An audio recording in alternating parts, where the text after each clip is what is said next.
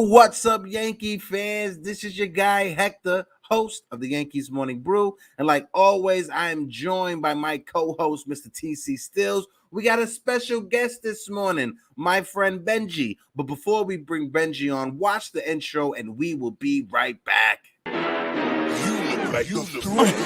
y'all don't know this, y'all in danger, I'm a threat. I'm a gamble with your life, cause you know that it's a bet. It's a bet. You know I ain't letting up, my foot is on your neck. Take my word for it, it's a promise and a threat.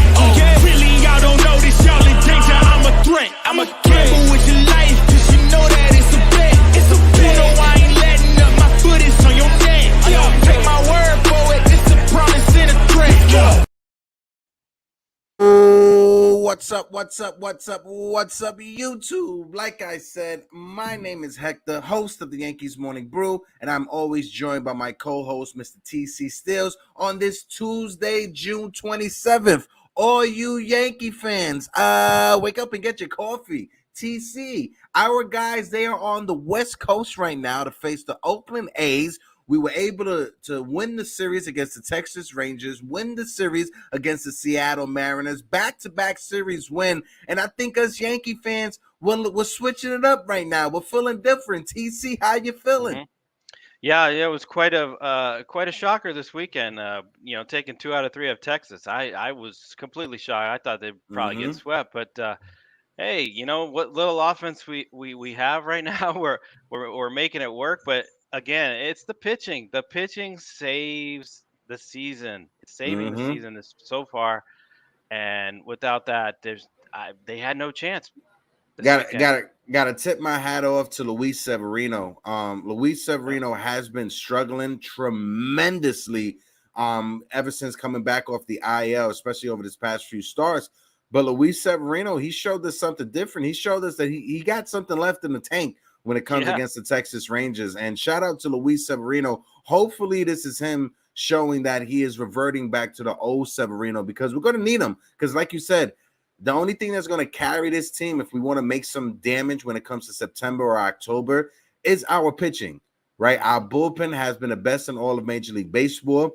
Even though Michael King gave up a home run Friday, he came back Sunday, was able to lock down the shave. And like you said, TC, our pitching is what is going to carry this team, especially with the news that we got when it comes to Aaron Judge.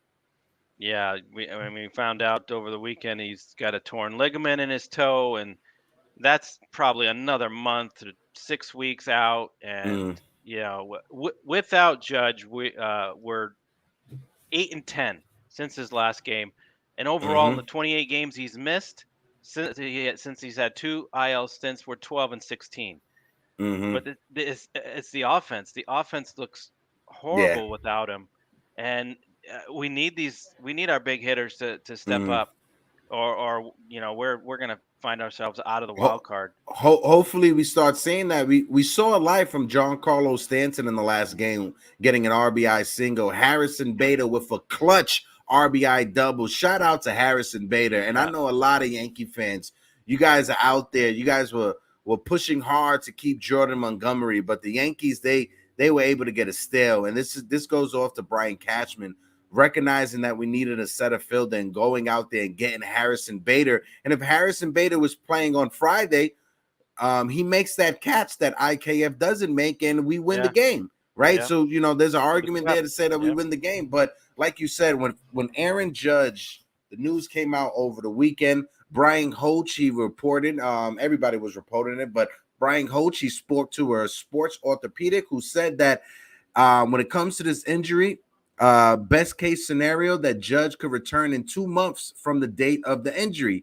That would be around August 3rd. And if we could get back Aaron Judge by August 3rd, we can still do some damage the rest of the season. Before we continue, let's do a little bit of the roll call for the family. We got Jerry Cadill in the building. Big time Jerry, how you doing?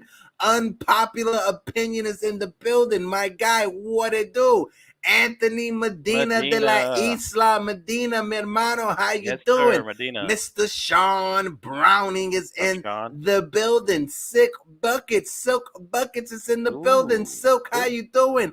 Our friend Jonathan is in the building. Jonathan, how you doing? Alan Landsman, what it do? My guy Blue Gold. Hey, yo, baby Blue, how you doing? L.I. Yankee King, the top troll in the Yankee community. We got our friend Nathan Ramachandra from the NNR. Our Nathan, how you doing? KC Funtime is also in the building. We appreciate everybody for tuning in. Our guy Smitty is in the building as well. Salute.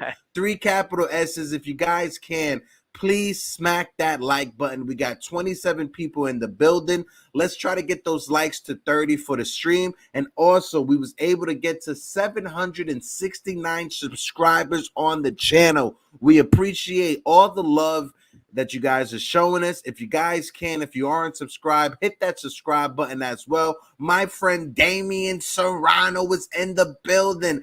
NYY News Ruben is in the building. Ruben, how you doing? Rod Thompson is in the building. And like Rod said, make sure you guys get your tickets for the after party. It's going to be amazing. September 23rd. You guys already know the spill, but for those that don't know, September 23rd, we're going to be taking over the Audi Suites.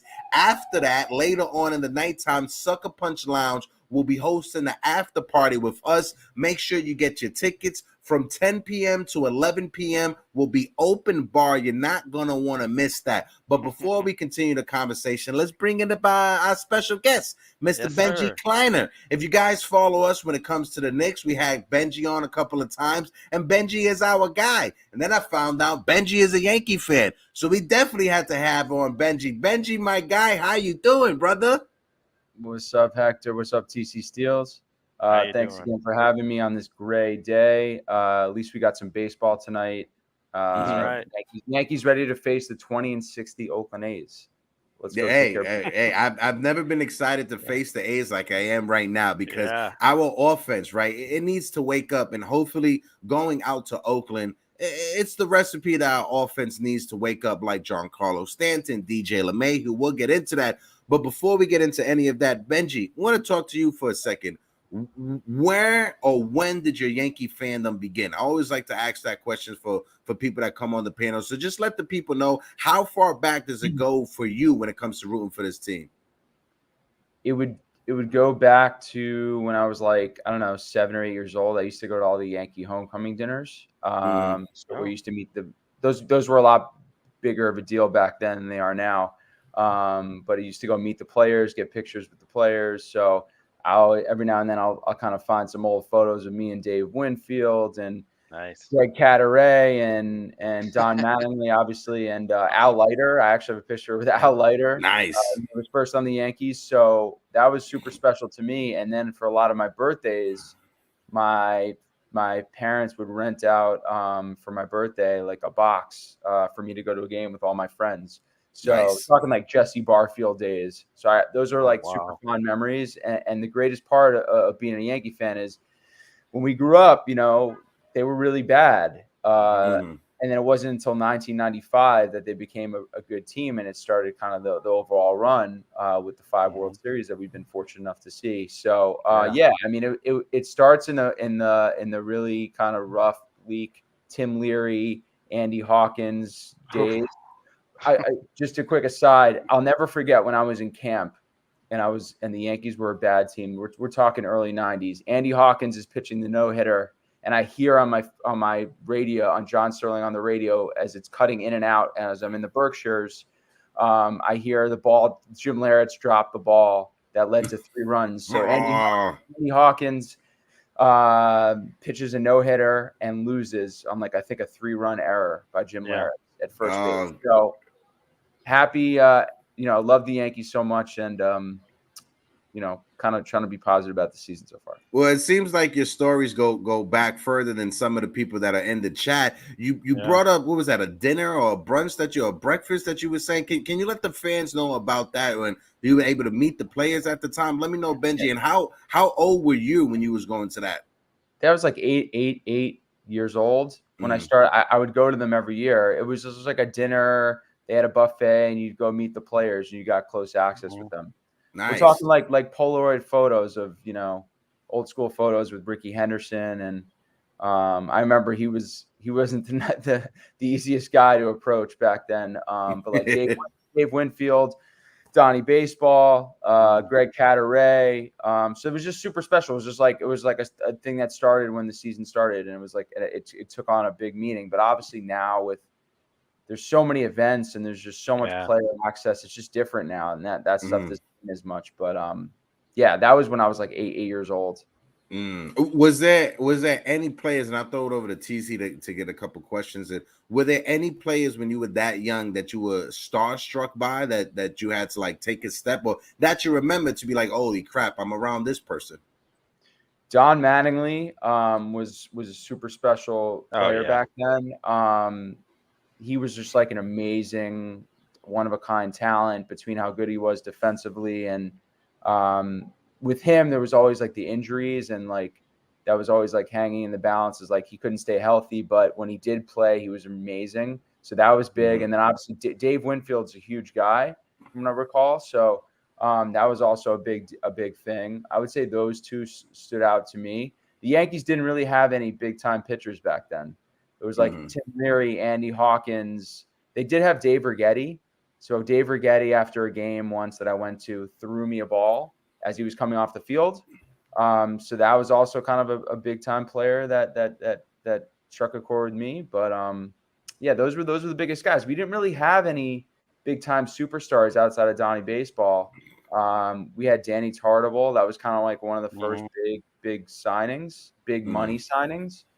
And obviously Jesse Barfield, but he was sort of on the decline, I think, when we got him.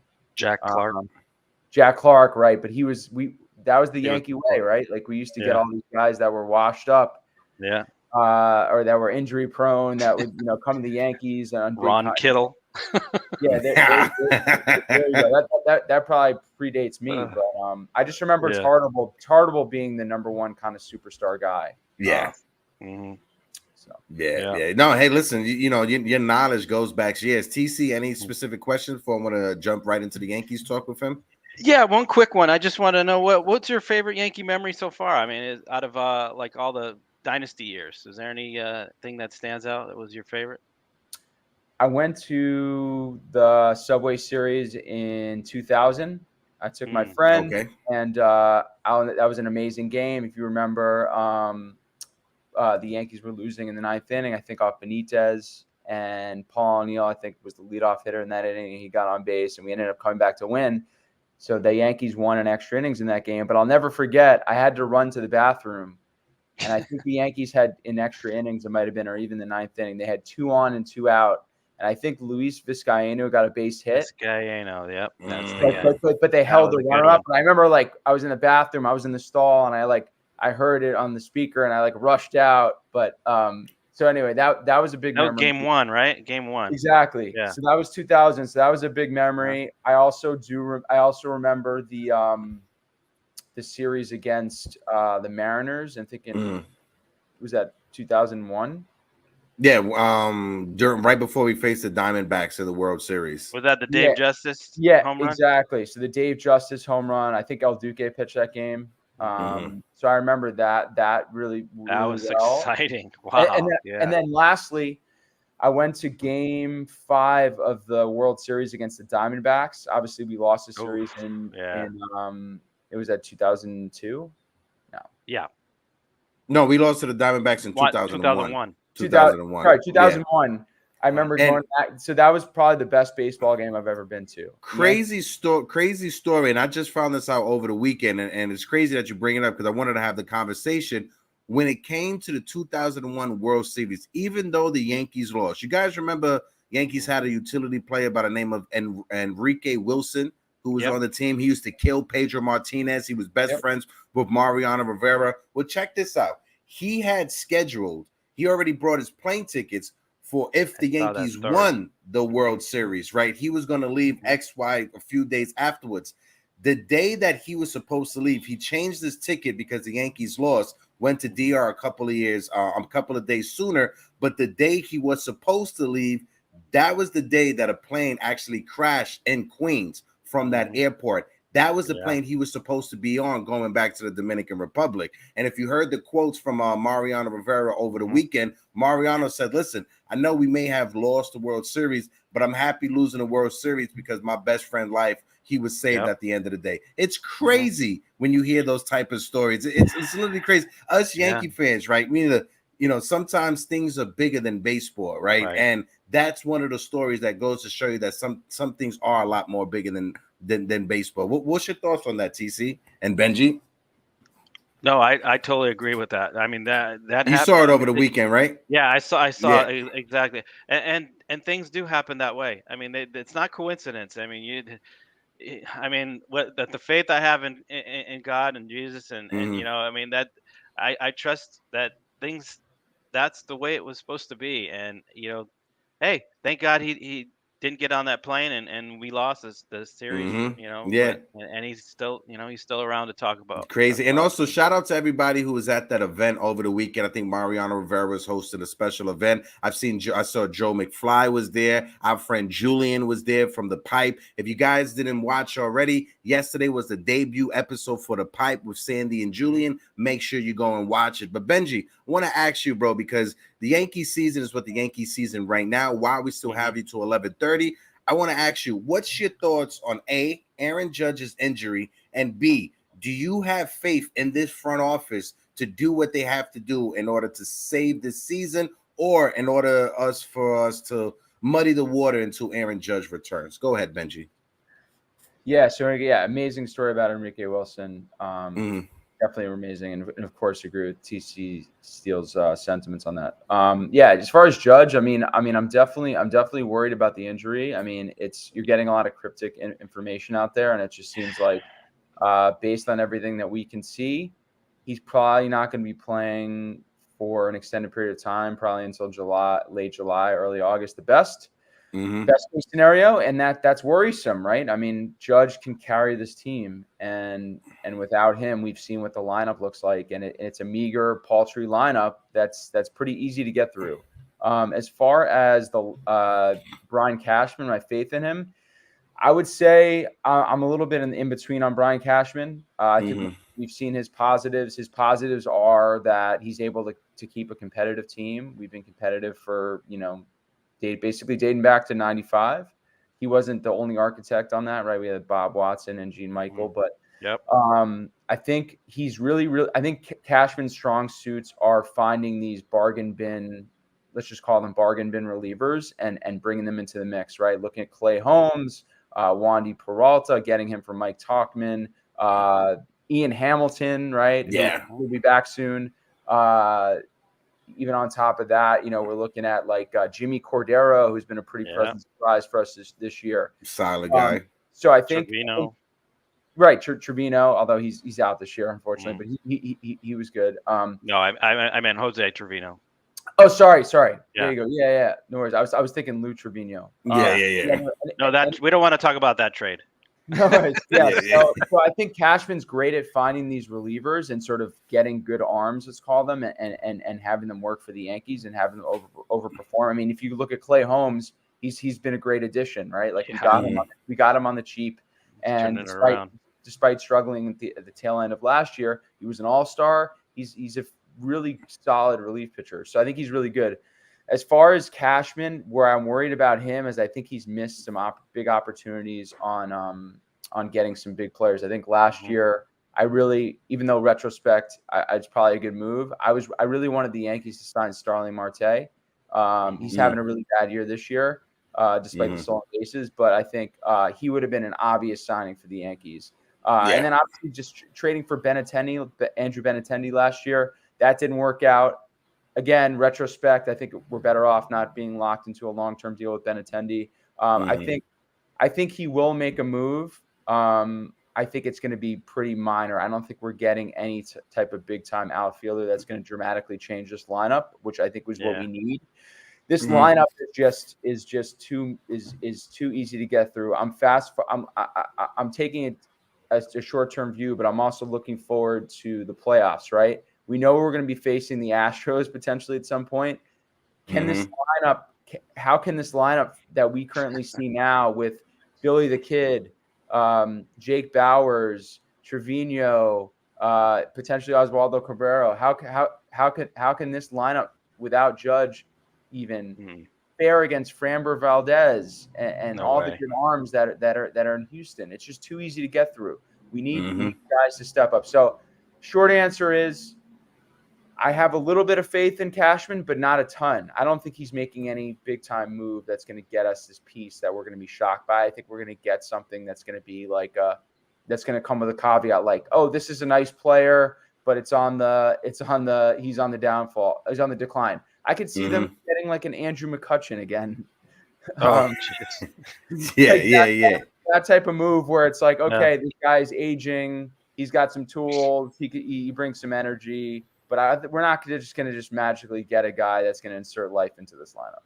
You know, and I'll throw it to TC right after this, but I just want to mention this. The Yankees right now, with all the struggles that we've had this season, with all the struggles the offense has had this season, especially without Aaron Judge, you know, our left field situation is our left field situation. With all of that, we are still able to have a 43-35 record. We are still second when it comes to the wild card. And Yankee fans, you got to take a step back, take a deep brief breath, and let it out. Because at least you're not the New York Mets right now. Because what's going on in Queens, Jesus Christ, I don't even think the way that they're going, they may not even win 85 games. Buck Showalter may be fired before the All-Star breaks even get here. And the way that New York Met fans, they did a total 180 when it comes to Buck Showalter and this team. It is crazy. That goes to show you that money is not the root of all happiness. You could spend all the money you want, but you could end up like the New York Mets and you could end up like the San Diego Padres. Just think about that. 2 of the top 3 teams in baseball when it comes to payroll may not even make the postseason when it comes to the Mets and the Padres. If the Yankees, if they decide to have a crash for the rest of the season and they don't make the postseason, the top 3 teams in baseball all have a chance of not making the postseason. Right now, it looks like the Yankees are in second for that wild card, but if the Yankees have a bad second half, look at that when it comes to money. Go ahead, TC. Yeah, I mean, you brought up the money issue. If you don't spend the money in the right place, it's why even bother? I mean, having a team right now with Aaron Judge, you know, just built around him, and basically everyone else is just like a reclamation project or a bargain guy, dumpster. You know, it's tough when. I mean, you could do it in basketball. You can't do it in baseball. You can't just build around one guy, and that's what Cashman has ultimately built here. It's just this one superstar, and everyone else is kind of like they're over the hill. They're guys that we bring in that they're already past their prime. Enough's enough with that. I mean, you bring up there's probably not going to be any trades. We got guys in our minor leagues that are tearing it up with Peraza, Florio, even Traparo, that could instantly bring some life to this team. But they refuse to do it because they want to keep Josh Donaldson in there and give him at bats and have confidence that he's going to turn it around. And it's not going to happen anymore.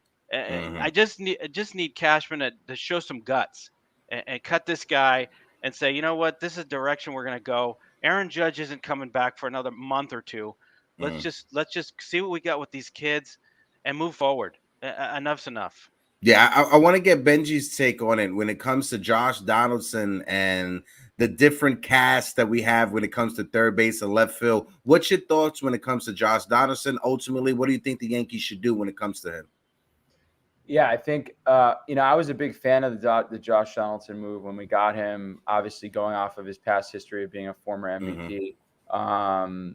Not the most likable guy, but he's been a disappointment. I think whereas last year his glove was great. He was really, really good at defense, and he's still a good defensive player.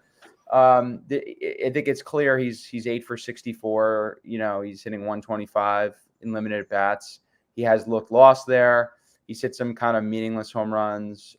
He hasn't impacted us in any way from the lineup standpoint. I would cut bait. I don't like his attitude as well. I think Mm-hmm. You know, the kind of cryptic stuff that happened on Sunday where he was late to join the team and talking to Cashman. I just don't like his overall attitude. If you're 8 for 64 and you're making $25 million a year, you better own up to show your ass first. You better be the first one exactly. there. You better say, hey, I'm going to take the same approach. I've been awful. Just in the same way that Isaiah Kiner-Falefa takes accountability when he makes mistakes. Exactly. And he's the unsung hero, right? So I would cut bait on Donaldson just like we did with Hicks. I think there's ways we can plug and play. We can plug DJ in there easily. DJ, that's the one thing about DJ, right? DJ LeMahieu is a great, great fielder. Anywhere you plug him in, I don't think that gets talked about enough. I think I think he might have made one error. I think he has one error this year, and I think he made like 3 errors last year.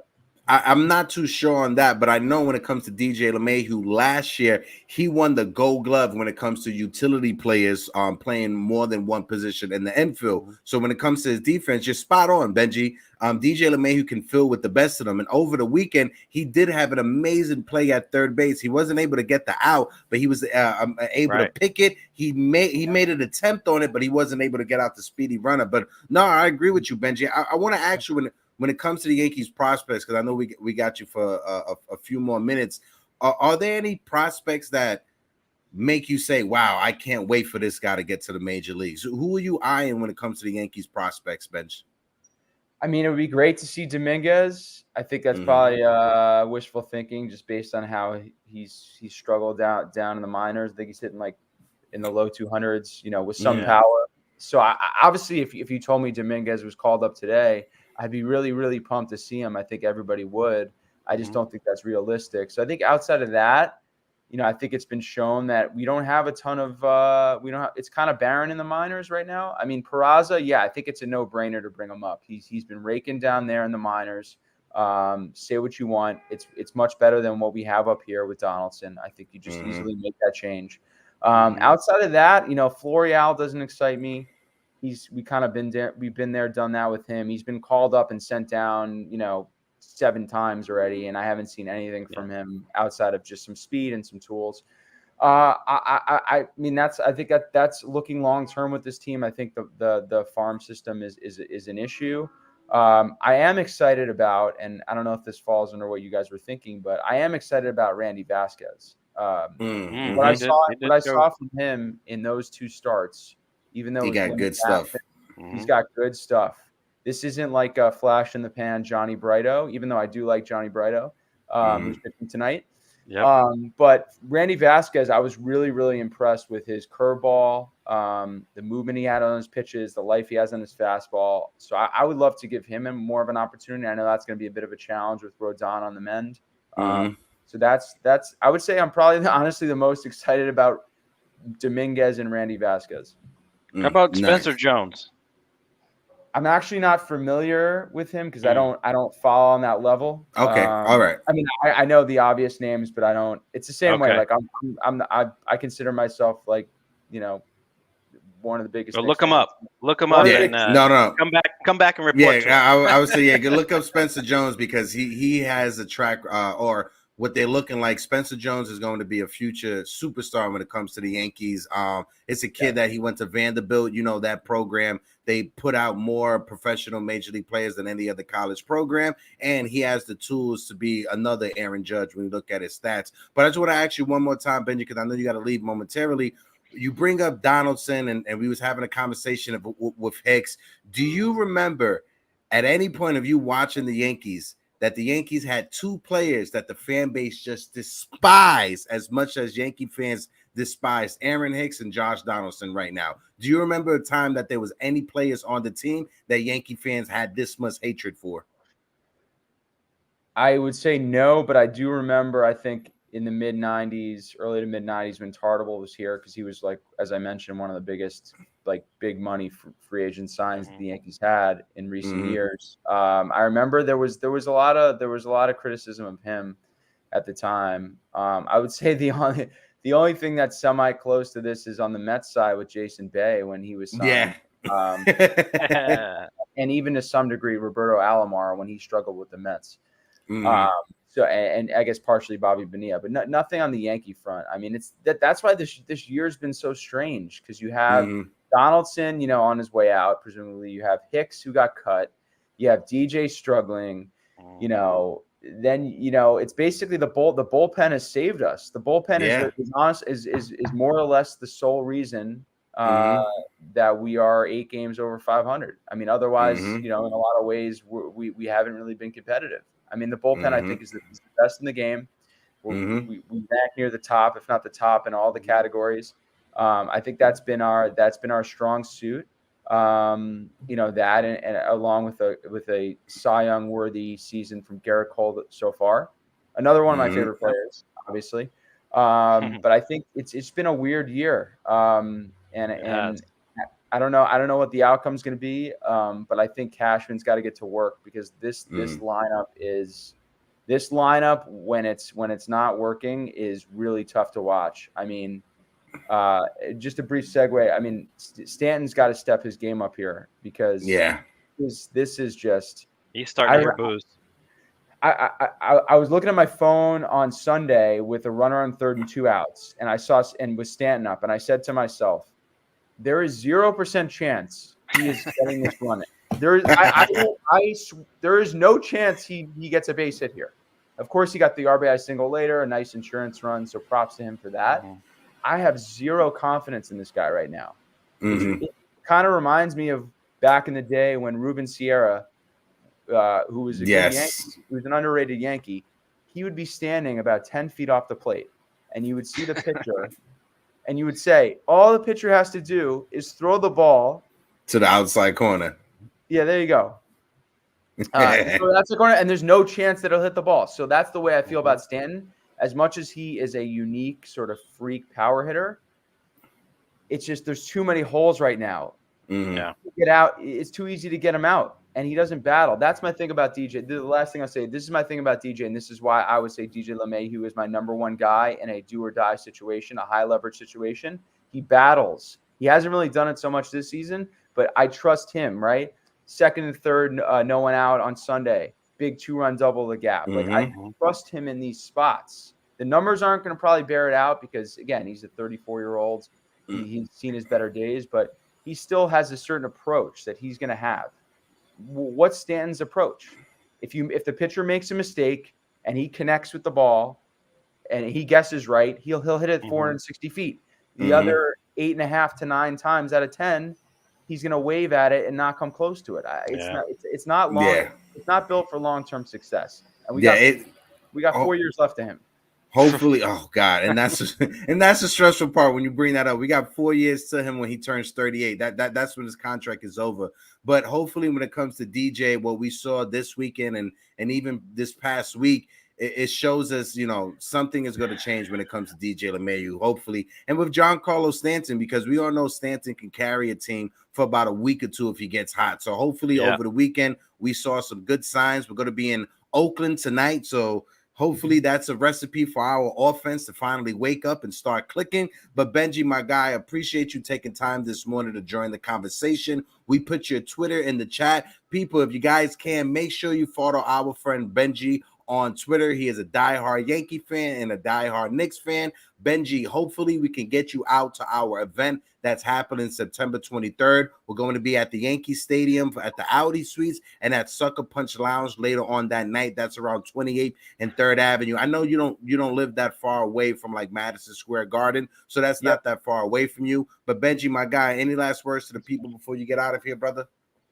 Yeah, no, I want to thank you, Hector, and TC Steels for having me on. I'm excited for the final 13 games before the All-Star break. Hopefully the Yankees can get like 8 or 9 wins at minimum, kind of ride this out. I mean, the thing that's a little different for this year is that it's a very tight wild card race. So there's not a lot of margin for error here between the Blue Jays, with the Orioles leading the way, and the Astros lurking. So we gotta keep pace. We gotta get some wins. And I also want to shout out Billy McKinney. I think he's been really good addition for the Yankees. Obviously, and Jake Bauers too. I think between the two of them, with McKinney and Bauers, I think they both made a handful of really nice catches in the outfield and played good defense. And they also have just gotten some timely hits. So, I mean, those guys are doing the best they can with their kind of where they stand. I mean, and the expectations are low with them. So I think we just need to add on. We need to add on that piece. I don't know who's this year's Andrew Benintendi. Is it going to be Andrew McCutchen for the second time? I don't know who's out there, but we got to make a move because this lineup is paltry. All of our guys seem to go into slumps all at the same time, right? It's like I had a friend that wrote me. Isn't that the truth? Rizzo's due when Rizzo was hitting like 305. He was like, Rizzo's getting ready for his 0 for 40. And I think he had like a 1 for 30 slump. So, it was worse than that. It was like a 5 for 57, Benji. Gross. Just like a ton of ground balls pulled to the right side of the infield. So you need to ask your friend if he has the lotto numbers. That's what we need from your friend. If he has the lotto numbers, share that with us. Yeah. And I also want to say my last words on this are I think Garrett Cole doesn't get enough credit for how good a pitcher and how good a competitor he is. He didn't pitch well on Sunday, obviously, but he still gutted it out though. He gutted it out. He probably could have gone longer. I wish the Yankees operate with a little less kid gloves with him, give him some opportunities to pitch. Like there's been a bunch of games this season where he's had like 90 plus pitches and he's pitched 6 innings and they don't bring him out for the 7th inning and they bring in Juan Peralta. That's some stressful stuff right there. I mean, Cole is terrific. I think he's the rare free agent signing in New York sports that the guy's worth every penny. He's a perfectionist. He approaches his craft like he cares so much, and his talent is supreme. So I want to see him continue. I want to see him continue to lead us, and I'm really, really excited for Rodon to pitch on July 5th, assuming he doesn't bend over and tie his sneakers and pull a back muscle. I think we'll see him in about 9 days. So I'm really, really excited for him. He was one of the best pitchers in baseball the last 2 years. So excited for him, and I think that will help solidify the staff. So let's get that sweep in Oakland. And again, appreciate you guys having me on. Yes, sir. Benji, we'll see you later on the season, brother. Benji. All right. Thanks, guys. Peace, baby. I was that guy, Benji Kleiner. If you guys are familiar with the Uncut Gems movie, my guy Benji was in there for a few. So make sure you guys check out the movie. Support our guy. Yeah, support our guy, Benji Kleiner. But he brought up, it's a perfect segue. But before we do that, let's shout out the chat because we got Dane Huber in the building. Dane, my man, how you doing? D-Rod is in the building. D-Rod, how you doing? Brother? Anthony Garcia is in the building. Hey, yo, Anthony, how you doing? I appreciate you, my guy. Who else we got? We got Senor Acevedo in the building. Acevedo, how you doing, big time? Who else we got here? I know we got a couple of more in here. Hold on 1 second. Almighty Finesse is in the building. There's Sunil, my guy. Salute, 3 capital S's. We appreciate all you guys for tuning in. Like always, if you guys can, please smack the like button. We got 40 people in the building, so let's smack that like button. Let's run the likes up to 40 likes right now. And also, the link for the event, September 23rd, Sucker Punch Bar. The tickets are live right now. Make sure you guys get your ticket before they are all sold out. But this is the perfect segue, right? Billy McKinney. He brought up Billy McKinney, and we got to talk about it because he's not wrong. Billy McKinney and Jake Bauer, more Billy McKinney. He has found himself a home here with the Yankees. I know us Yankee fans, we've been clamoring and we've been saying we want to see Estevan Florio get a chance. But you cannot deny what Billy McKinney has done for the Yankees so far. TC, what's your thoughts on Billy McKinney? And do you think that Billy McKinney is our long-term or the short-term answer for left field for this team? I'm not going as far as to say long-term fix, but, man, has he been a bright star in this, dismal offense, man. This guy has brought some life, and he's got quite a glove out there. He's made some good plays in left and right, but he's I think he's been on base almost every single game, and he's I think hit safely in just about every game as well.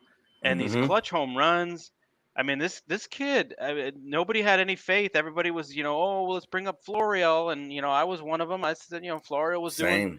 doing, tearing it up in AAA, but McKinney flew under the radar, and man, did he come on the scene and definitely sparked.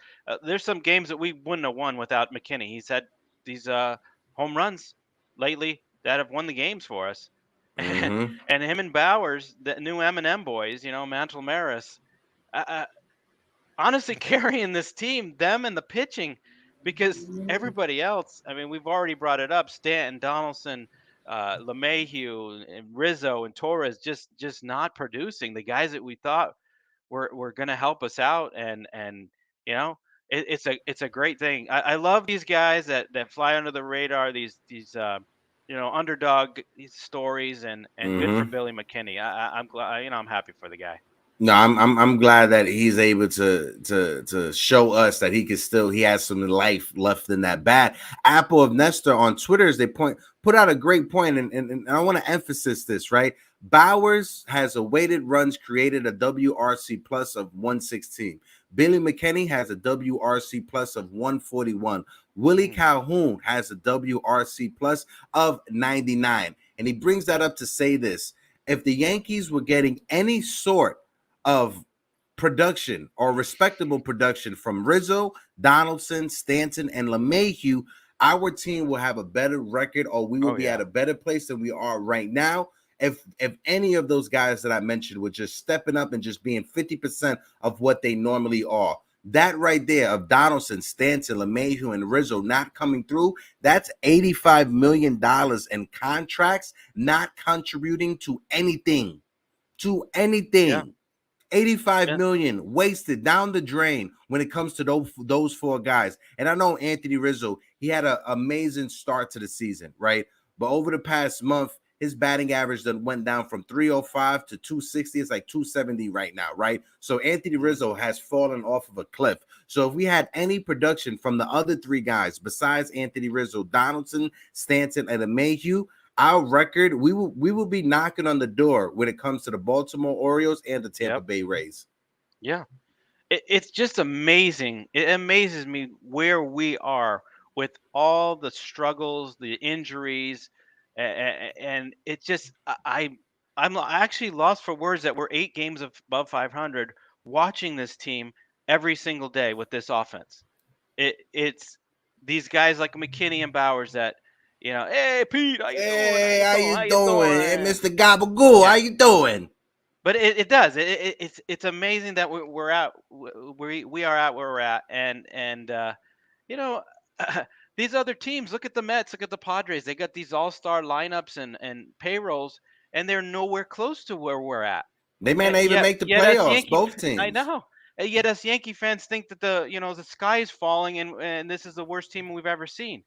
I mean, yeah, that's how passionate we are, and we know the history of the Yankees.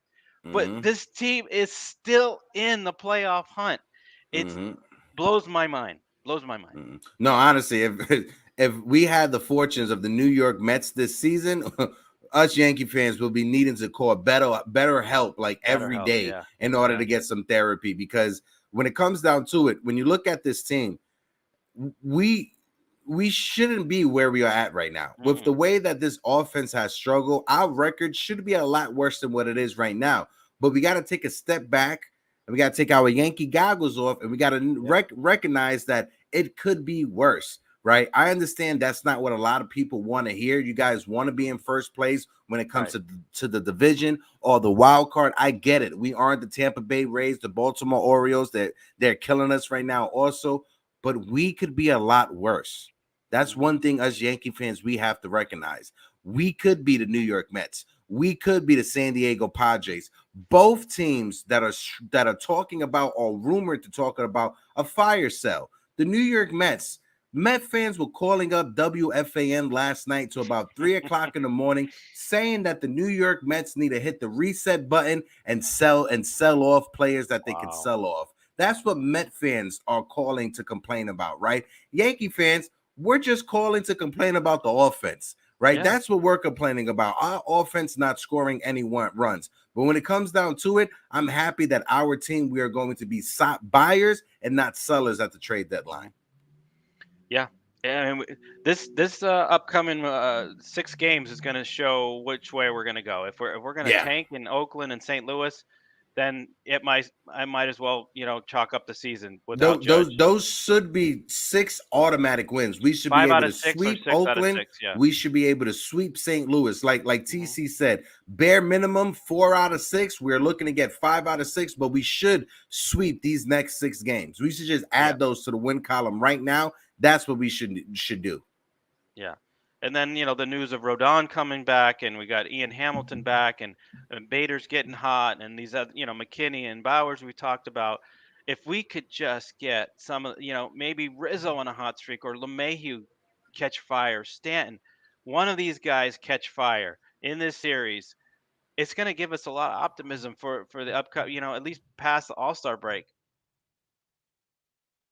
Oh, yeah. I'm sorry, Jig. I didn't read the private chat. I apologize for that, right? Enzo said, I think Cabrera can be good, but he needs that time to work on some things, not just get called up consistently. We're just getting the same from him. Yeah. Enzo, that's another one right there. When it comes to Cabrera, I love Cabrera. Right, I definitely love Cabrera, but he needs to work on some things in the minors, right?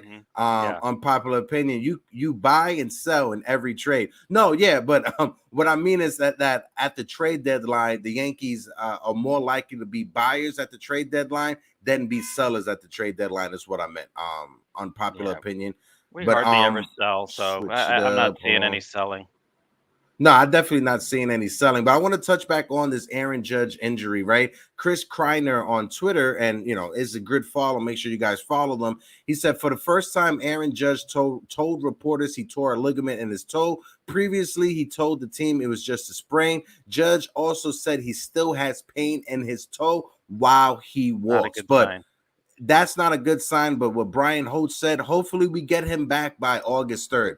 That's the latest. August 3rd, maybe the end of August. TC, depending on where this team is at when it comes to the standings, do you want to rush back Aaron Judge? Like, say hypothetically, if we are, knock on wood, this is all knock on wood hypothetically, if we are out of the wild card chase, right? If we literally just fall on our face and we have a horrible month of July and a horrible end to this month, do the Yankees even bring back Aaron Judge if we're out of it? No. There's no sense of bringing him back. He'd probably have off-season surgery, or even during season. If we're out of it that far, then get the surgery, get healed up. We need a 100% Judge by next year. There's no sense of that. But if we're in the hunt and we're right there, even if maybe we make a run at the division, maybe we're 4 or 5 games out in August. If that's the case, welcome back, Judge. Give us. Even 75% of Judge is better than what we're seeing right now. But I mean, I don't know how much, it will affect him at the plate and in the field. I mean, I really, he makes some fantastic plays out there, but I think he's going to have to, hold back on some of those diving plays and don't run into a wall again. Don't do that ever again. If there's one thing you could learn, don't be running into walls, right? And Uncle Taz, this is a perfect segue when he says, don't be surprised if JD has a good series being back in Oakland. And we got to talk about Josh Donaldson because over the weekend, a lot of people, they were speculating that Josh Donaldson was going to announce his retirement early. That didn't happen.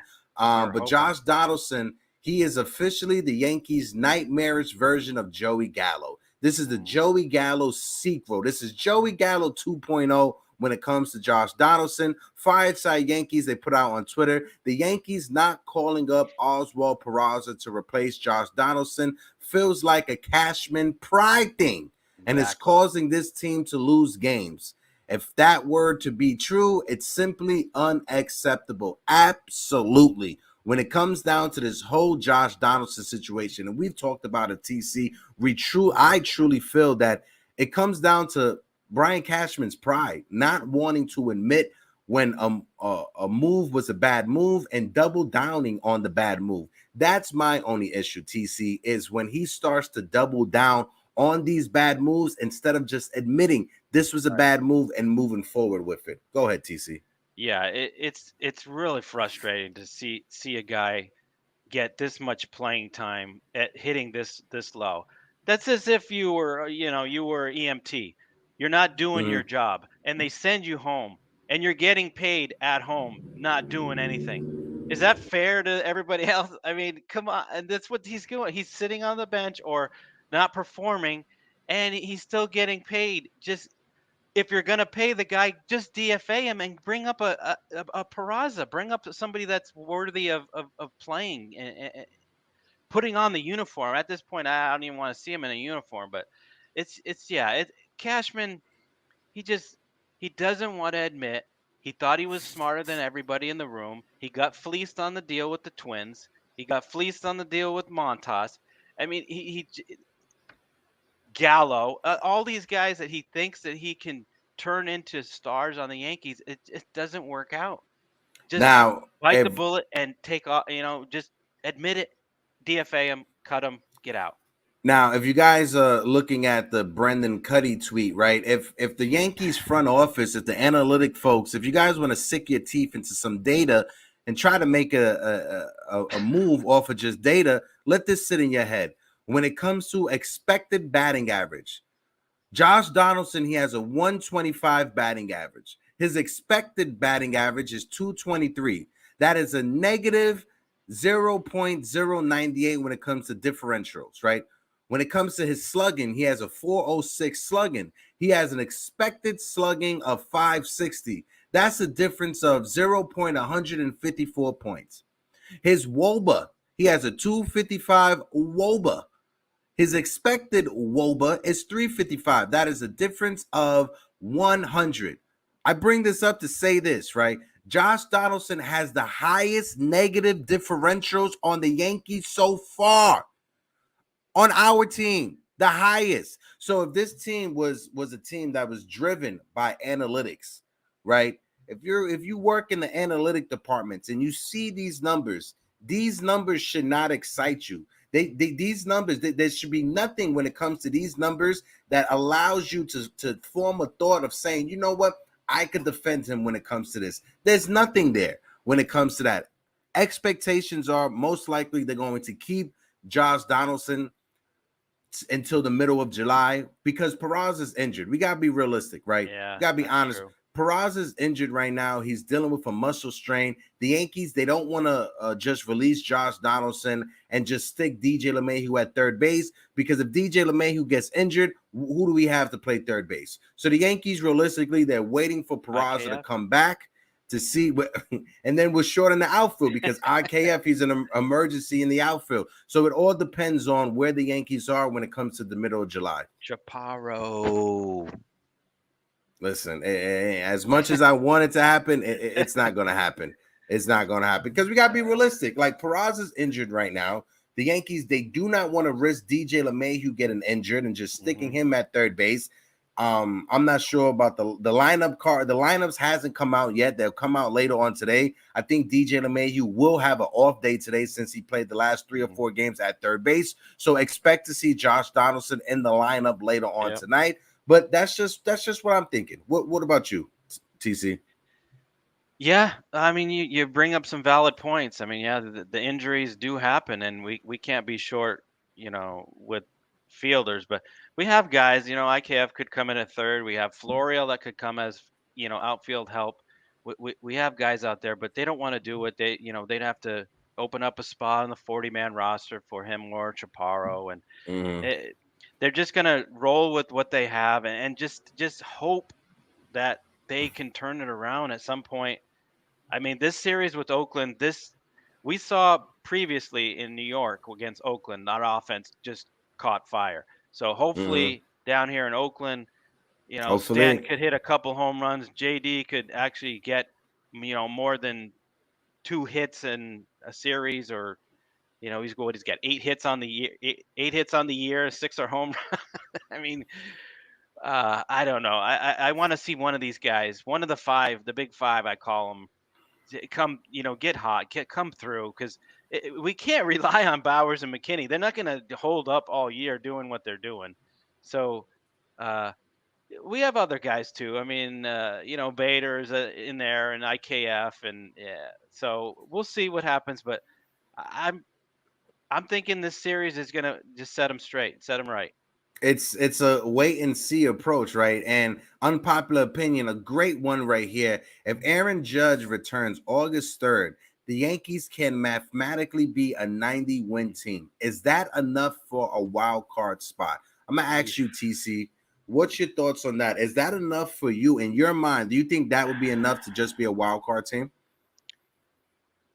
I don't know what the way the East is. I mean, the Blue Jays, Orioles, even the Astros. You got the Angels. I don't know, 90 wins. I see Tampa's probably going to have 100, so we're not catching them. But there's 3 spots and 90 wins. That might be right on the borderline, right on the board. 90, 91 wins might get you in, maybe. Because looking at it, I just want to look at the wild card teams. Last year, hold on, let's see. Toronto was 92 wins as the number 1 wild card team. Okay. Then the second wild card team, the Seattle Mariners, they had 90 wins, right? And then after that, the Tampa Bay Rays had 86 wins. So hypothetically, they can be a wild card team if they were to get to 90 wins. Because like I said, last year, the Toronto Blue Jays had 92 wins. The Tampa Bay Rays had 86 wins, and the Seattle Mariners had 90 wins. Those are all 3 wild card teams. Mm-hmm. So hypothetically, they can be. Yeah, hypothetically, but again, do we want to just make the playoffs? We want to go all the way, and I understand the team is where they're at. The offense is struggling, but Cashman has got to come through with some sort of deal. You can't waste the season. Don't just we're happy to make the postseason again. Get some pieces in here that could put us over the top. We do have Rodon coming back, possibly Judge. Get somebody else, 1 or 2 guys around them, and then we have the role players, not role players carrying the team. Let's have our studs carrying the team. And the role players just contributing as they should be, just contributing. Exactly. Not the role players shouldn't be the players that should be carrying the team. We should not be relying on Billy McKinney to get us to the postseason. We should not be pulling all of our eggs in a basket when it comes to Bauers, when it comes to carrying us to the postseason. That's not how this team should be constructed, or this team should be going forward, right? We need our veteran guys to step up, and we need them to step up in a bad way. We need DJ LeMahieu to catch on fire. We need Giancarlo Stanton to carry this team for the next couple of weeks. Hell, we even need Josh Donaldson to step up and actually contribute to this team, because having a 127 batting average, if he has another, if he's with us for the next month, for July until August, and he has another month where he's batting when he's batting below 130, that's not going to help us crack the wins that we need in order to make the wild card spot. That's not going to help us whatsoever. No, not at all. Well, Casper's going to have to bring somebody in, and I see him doing that. I just don't have faith that it's going to be the right guy. I don't see us selling. The only other thing was DFA and Donaldson, but I don't see them doing that either. But and like Li said, and Anthony Volpe should not be your headliner. He's not ready for that. Absolutely, Li. Absolutely. Like Uncle Tad says, Uncle Taz, if they could squeak in like the Phillies last year with our key guys getting healthy, why can't it be our year? Absolutely. If you look at it, right, by September, Carlos Rodon, he should be Carlos Rodon. He should have had enough starts under his belt to be comfortable to go for a long postseason stretch. Then we have Garrett Cole. Right. Don't forget, and I know a lot of people make fun of me for keep bringing this up, Frankie Montas should be pitching in September for the New York Yankees, right? And I know a lot of people on Twitter, they make fun of me for saying this. I don't care. Brian Cashman traded from Frankie Montas because Frankie Montas was a top pitcher in the American League. If we could get 80% of Frankie Montas for the Yankees, I'll be happy with that. I'm not asking Frankie Montas to be a number 1 starter. No, I'm asking Frankie Montas to be a number 4 starter, possibly a number 3 starter if Luis Severino can't turn it around. Yeah, toward the end of the season, there's going to be a lot of positives with the pitching, and pitching can take you through a series. And with Rodon and Cole and Severino, the top 3, and this bullpen, that's not even saying that they might go out and get a closer. But with this team, with the pitching that they have, a little bit of offense might just be enough. I mean, we saw teams, squeak in, Phillies. It could happen. It could happen. So you just got to catch on fire at the right time. Exactly. Just got to catch on fire at the right time. And this is a season where the Houston Astros aren't the best version of the Houston Astros. No. The Houston Astros, when you look at the standings right now, hold on, let me pull up the wild card standings. The Houston Astros, if the playoffs were to start right now, Houston Astros aren't making the wild card. Just recognize that, Yankee fans. The Houston Astros, they are in 4th place when it comes to chasing the wild card. If the playoffs were to start right now, the Houston Astros wouldn't be in the playoffs. Just think about that, Yankee fans. Yeah. The Houston Astros, they've been our rival. They've been our thorn in our boot over the past several seasons. But the Houston Astros this season, they aren't the best version of themselves. Like TC says, all it takes is just for a team to catch on fire at the right moment. We know Brian Cashman is going to make a move at the trade deadline. We just don't know what that move is going to be, and we just don't know how big that move is going to be. I know a lot of people, I think Sean Browning is saying go get Giolito from the Chicago White Sox. That may cost us more prospects than Brian Cashman is willing to give up, right? I don't think we need a starting pitcher. We need a someone to play left field. TC, are you frozen or am I frozen? Yeah, I think so. I think all good, TC. If you want, just refresh your feed, TC. I'll bring you right back up. But yeah, that's all we really need. Shit. We just need to catch on fire when we catch on fire. That's all. Hold on. And I agree, Enzo. We don't need Giolito. We just need our other guys to step up. I don't think we need Giolito. We just need somebody to be in left field. That's all we need. Let me check this out. Run differential from the 2022 ALCS was -9. If we had a better rotation, we could have won 2 to 3 games. Absolutely, Pop. Absolutely. Acevedo, Hector, sorry, but should start forgetting about the Astros. It just give Cashman a house. No. Yeah, I'm not saying we should focus on the Astros.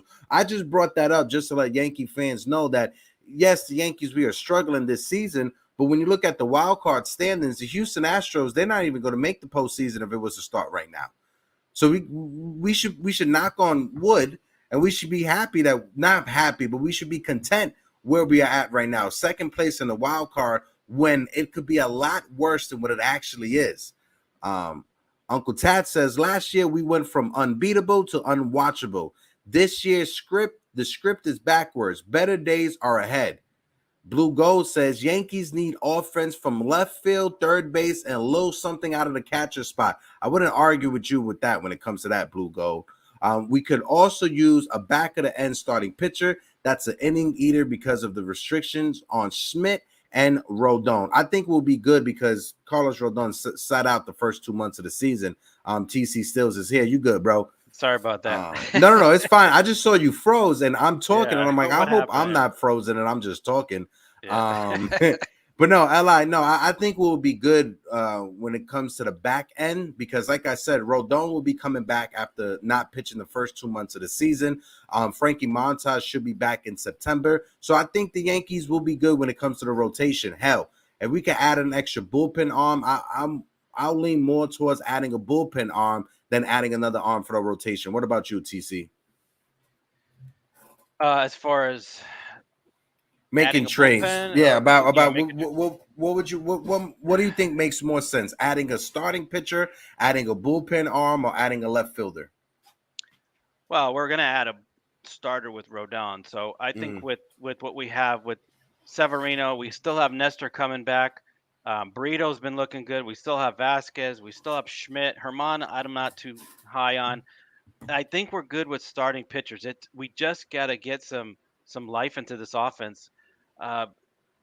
We keep saying left fielder. It not necessarily has to be a left fielder. It could be just any bat. Just someone that, a third baseman. It doesn't matter. Somebody that has contact hitter. Maybe he's got some speed. Not just a DH. We don't need any more DH type guys. Yeah, that's what I'm seeing. I don't know who's out there, but Cashman, you better be on the phone. I just want to let Yankee fans know Carlos Rodon's stat line from his start that he made over the weekend with at Somerset. He pitched 4 innings. He gave up 1 hit, no runs. He struck out 4 batters, no walks. He threw 48 pitches. 36 of those pitches were strikes. Good looking sign. good. Very good looking sign. That is a great sign when it comes to Carlos Rodon. And great sign. No, he didn't. No hiccups. No anything, nothing when it comes to it. No nothing. No, okay.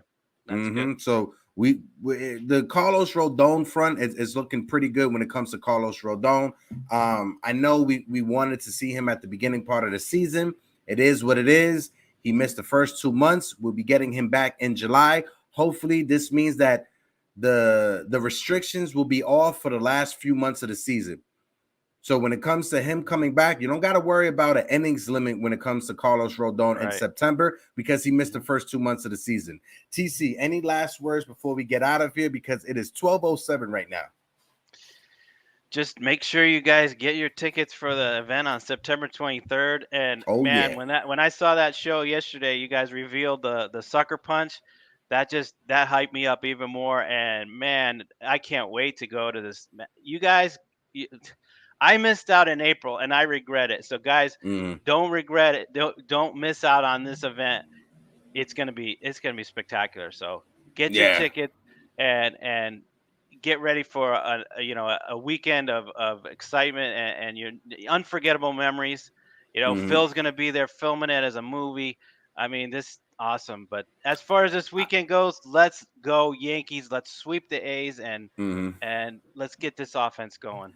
I just want to say, when it comes to September 23rd, I gotta give a quick shout out to my brother Pete Simonetti. Give a quick shout out to my other brother Jiggerman Porto. Got to shout out Jira. Got to shout out my girlfriend Alex also, because the work that we are doing behind the scenes to make sure that, one, we got a nice spot for all of us to hang out, but 2, to make sure that the price point wasn't outrageous for people, right? That was our number one thing. That's the number one thing that we were trying to make sure that the price point wasn't crazy, that people can actually spend the money and enjoy yourself.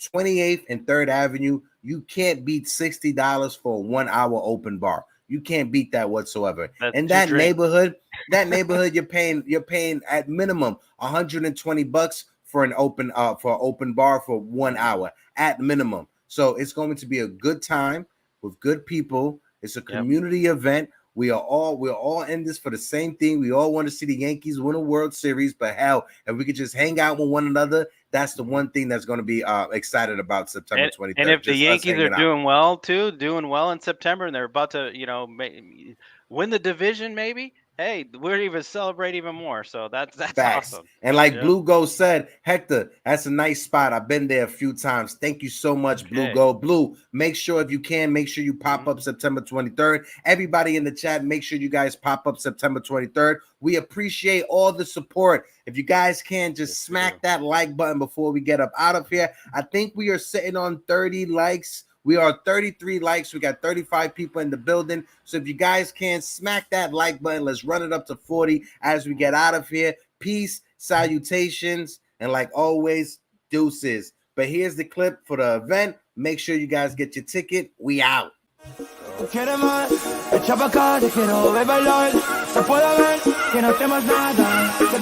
Si tú te tiras, yo me tiro, tiro, tiro, tiro, tiro, tiro. Si tú te tiras, yo me tiro, tiro, tiro, tiro, tiro, tiro. Si tú te tiras, yo me tiro, tiro, tiro, tiro, tiro, tiro. Si tú te tiras, yo me tiro, tiro, tiro, tiro. tiró, envidian por su estilo.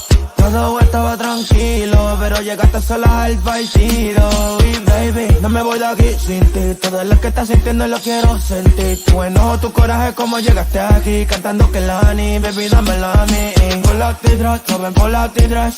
Hop in the phantom, what's the dress? Si quieres, pues nos vamos donde quieras, bebé. Me gusta como habla, tiene un lindo base en brasilera. Venina vela, una atrevida, pero sincera. Que no te ponga a hablar porque ella no se deja. No se flaquea, no